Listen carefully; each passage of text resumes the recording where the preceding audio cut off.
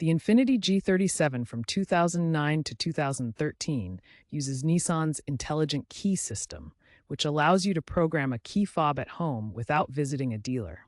This DIY approach can save you $150 to $300 compared to professional service. Recent developments include smartphone apps that work with OBD2 scanners to monitor the vehicle's immobilizer system, helping reduce programming errors. To program your key fob, you'll need a working key, the new programmable key fob available online for $20 to $50, and a CR2025 battery or equivalent. A battery tester is helpful since faulty batteries cause most failures. Optionally, use an OBD2 scanner with a compatible app for better diagnostics.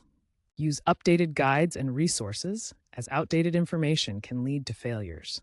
Avoid metal objects near the key and ensure the car is in learn mode during programming.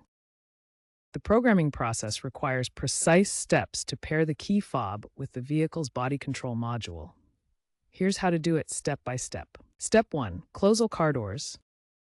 Step 2. Insert existing program key into ignition and turn to on, don't start engine. Step 3. Press and hold lock button on new key fob for 5 to 10 seconds. Step 4. Cycle ignition off to on repeatedly up to times while pressing button on new fob. Step 5. Remove key to exit learn mode.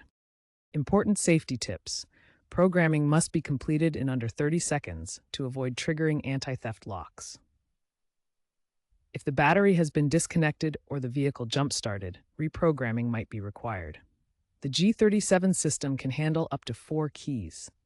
Ensure the key fob has a healthy battery and avoid signal interference from metal objects or electronics. If you're not sure about the process, consult a professional, as a wrong move can damage the body control module and lead to a no-start condition. Success rates are high at 85 to 90%, but failures often stem from user error.